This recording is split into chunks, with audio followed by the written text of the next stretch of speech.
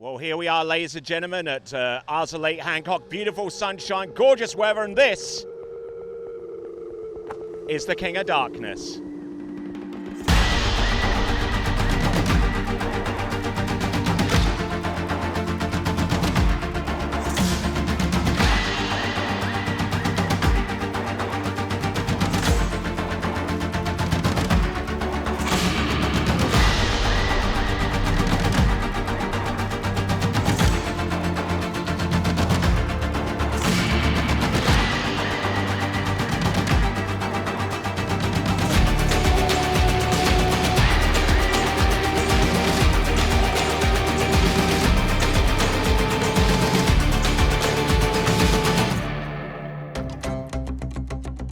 Well, as we count down the hours until King of Darkness, I am joined by two of the top water ski jumpers in the world, Freddie Kruger and Taylor Garcia. And Freddie, I just saw you out there just stomping down some jumps, jumping over 233 feet. I mean, it must be a real good confidence boost going into this event.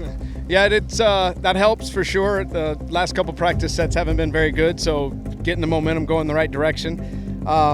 But it looks like conditions are going to hold through the weekend, so I think we're going to see some really big jumps, and it's probably going to take a little more than that.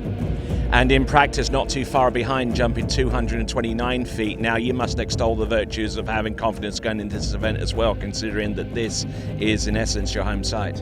Yeah, it's definitely a nice jumping here at home.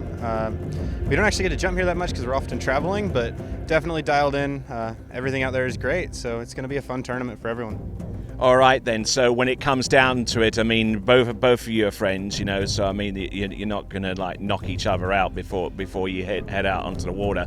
But I mean, when you are in competition and you're standing right next to the starting dock, and I'll give this one to you, Freddie. You know, what is your routine?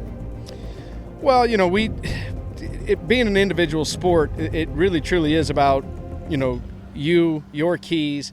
And focusing on what you can go do to perform as well as you can. And I mean, obviously we're all hoping that our best is better than the other guy's best. But, you know, too, if I'm, you know, one of the later guys off the dock, I get excited watching the other guys go big, because then I know, hey, things are good. I can trust this. I don't have to play defense at all. I can just attack. And, you know, I think that's a little bit of what we're building up here this week in practice. We're feeling good. We're going to come into the opening round aggressive.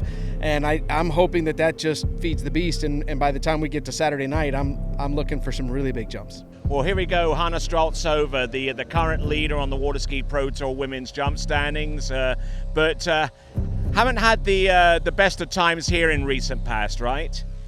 Yeah, last King of Darkness didn't go as planned. I took a spin, but I hope this year it will go better. My whole season has been really good, so I'm hoping to throw big scores here. Indeed, indeed. I mean, you've been practicing in Zachary in Louisiana, you know, alongside Jay Bennett. So, but in an event like this, especially when you've got like the darkness factor thrown in, I mean, how important is it to have a high level of confidence going into this event? You got to be confident to jump at night. I'm just hoping to jump far during the day, maybe set a PB, and then we'll have a night practice and then go for it at night as well. Well, here I am with the main man, the tournament organizer, tournament director here, Mr. Steve Garcia, here at the King of Darkness, getting things prepared for the event. But the one question I've got to ask you is why you feel it's important to be able to produce this event. So, I feel like water skiing is not getting its due. I know it had its glory days with Coors Light and ESPN and everything. And it's actually, in my judgment, more marketable and more viewable today than it even was then, because of the extreme nature of, for example, Trick. Trick isn't calm and cool anymore. It's radical, and they're insane. And the depths with the slalom skiers and the jumpers. So what I'm trying to do here is show that you can package something for a reasonable and fair price, make it open to your community, sell a family product, and get us back up again to where we were, and visible for the athletes to have a true sport and a true opportunity to be professional athletes.